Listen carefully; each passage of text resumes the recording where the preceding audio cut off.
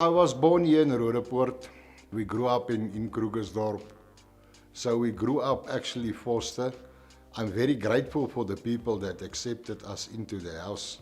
You know, they didn't know us at all. And that's where we grew up. And from there we went to the Free State. We came back. Childhood wasn't easy in a way because, you know, my mother wasn't there, my real mother. My father wasn't there. I mean, when we went into adoption, I was about 7 years of age. I saw my father when I turned 13 that day, and there was a fight with my forest parents and my real father. Yeah, obviously I had a drinking problem, but we were always playing with him and stuff. And you know, I had two little brothers and we were very close.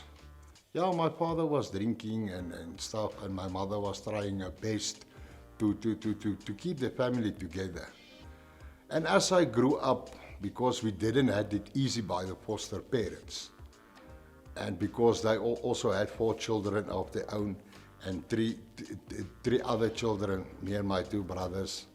And you know, children can be cruel. They don't know it because they don't have the knowledge. I mean, you know, you can hurt someone by stabbing him with a knife or shooting him with a gun or hitting him with something. But your words that you speak to a child, it leaves scars inside. Some people never get over it when they big. And that's where your heart's starting to get hard and hard, you see.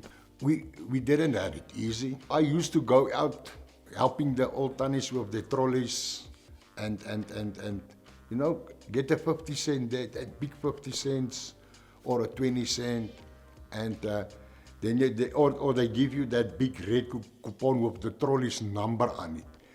Because they had to pay for a trolley, 1 rand for a trolley. And you see, so I helped the old ladies every day after school. I helped them pushing the trolleys, get a 10 rand or a 5 rand or a 3 rand. Weekends, month ending, it was booming, 50 rand, 60 rand for the whole day. And at least I could help my family with that.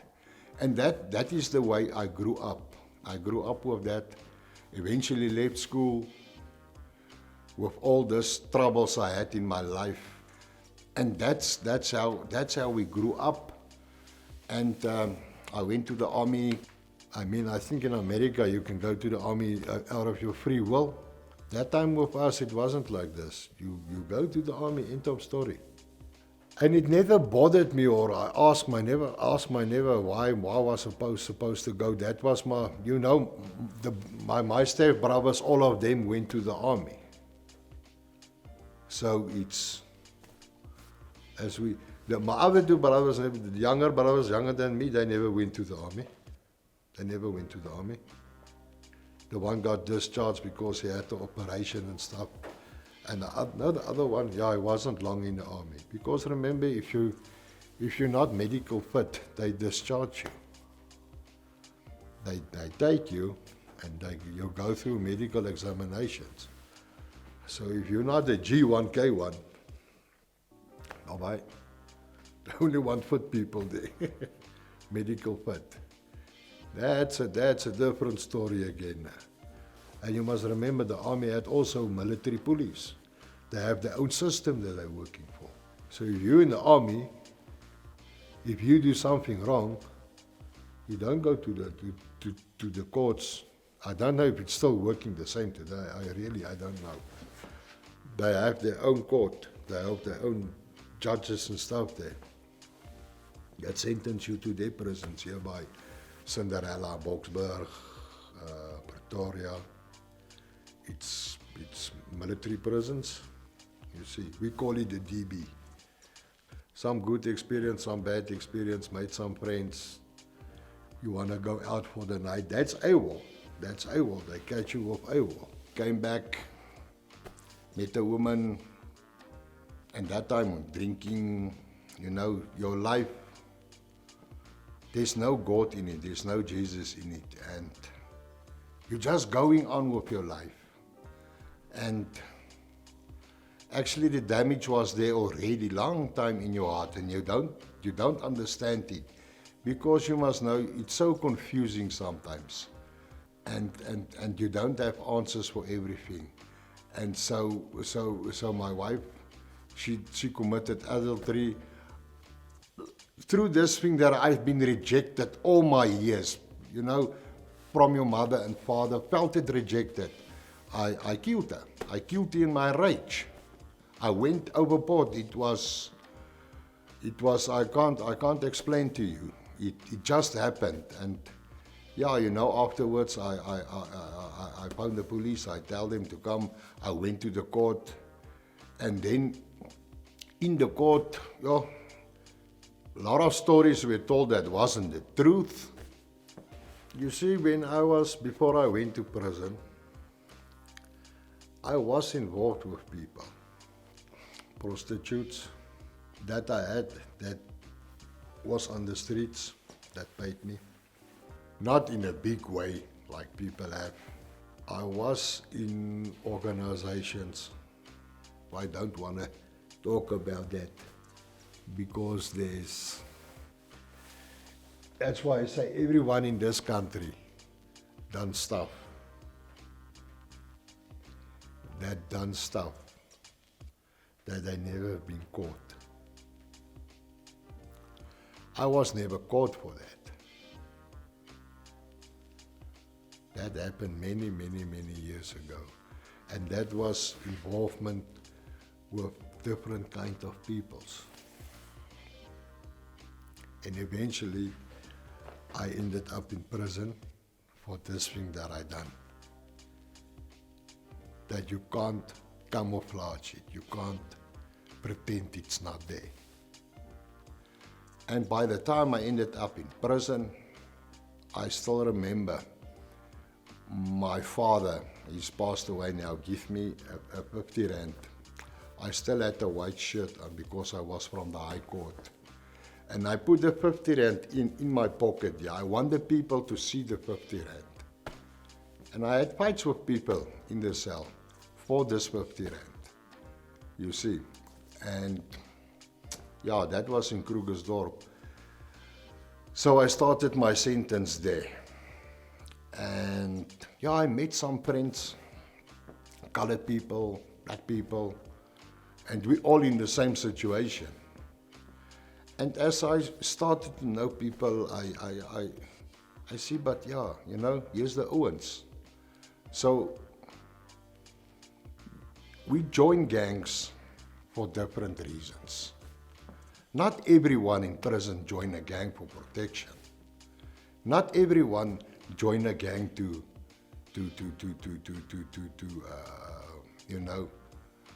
just because you want to be a gangster. Yes, there are people that idolize gangsters. Because gangsters are mentors, you see. I just felt comfortable being a gangster because, all this anger that I had and no one accepted me. Some of my brothers in 26ers, they accepted me with open arms. Just as you are, with all that stuff you carry. And it just became more and more and more and more. In Krugersdorp, when I was sentenced 16 years imprisonment, I went into the reception. I remember I told you about my shirt, because I had to, I know, there's points to be proven. I'm not here to play. I got my sentence, and I was already knowing some of the Owens, and speak to them and talking to them. And so when I get into the section, that same night, I got my stupa, was at 26. That morning, then the Pagasal, we eat cups. We eat the cups. We slaan koppe there, you see. Today, I don't know, I see they just cast the people, they don't work with the line. I was the only whitey sleeping in a cell of 60 people. It was called a rum cell. All the male people were in that cell. Here in Krugersdorp, in A2. You make problems A3, A4, they bring you to that cell. One night, you sorted, you indisciplined. You're going back to your section, the chief asks you, you all right now? Yes, chief. You walk in the line now. You see. And I was sleeping in a cell, 26s one side, 28s one side. Yeah, they were Francis sleeping with us as well. I never felt intimidated. Yeah, you see, the moment you want to be a gangster, while they're busy giving you the umshayelo, the number, they're putting in the tattoo. You see, because you must remember you have 28s, 27s, 26s, Big 5 Air Forces. So there must be a mark, must be there. Because you know some people, they like to shove cop. If they come into a prison, they see, yo, no, yeah, it's hot now between Big 5 and 26. He's no more a Big 5 or a 26, he runs away, you see. And you know, the thing for me, because I'm a whitey, I'm umlungu, you see. This thing for number for me was very, how can I say, I had to prove myself. You know, if you go do this, I will go do it much worse. You see, to prove that I'm worthy to be a 26. You see, you can give a man one hole, I'll give him 10. If you hit someone over the head with a lock, I will do it worse. And even when I was enforcing my number for 26, I was making sure I didn't do it out of the line of 26. It was as it was written on my umchayelo. There's plenty of things that happened in a number that I can tell people about, but it's unnecessary. It's unnecessary. When I joined the gang, I learned in a way, it's not only about you. Because you know, I think it's in every number, every gangster, you are not a 26 alone. You are a 26 with all the 26s. You are not alone at 28. You're a 28 with all these 28s. And in a way, I learned to see, but you know, my whole life, from that I was a little boy, till I walked into the prison, I was always alone. And here I got this acceptance. It's like the prodigal son coming home, you see. And because of all your feelings and your emotions and your life that is so bitter and hard in yourself, you don't see all the wrongs. Because if you go stab someone or you take a slot, you know, a helicopter, and you hit him in the morning, then the pagasal, you see, it's normal. It's a normal thing to do. But yeah, it's actually not right. But at that stage of your life, it's right. I think in life, all of us, we don't need, give people millions of rand to say you help them. Just a good word, small things. Hey, my brother, I see you struggling with something. Let's pray. Hey, my brother, what's bothering you? Talk to me.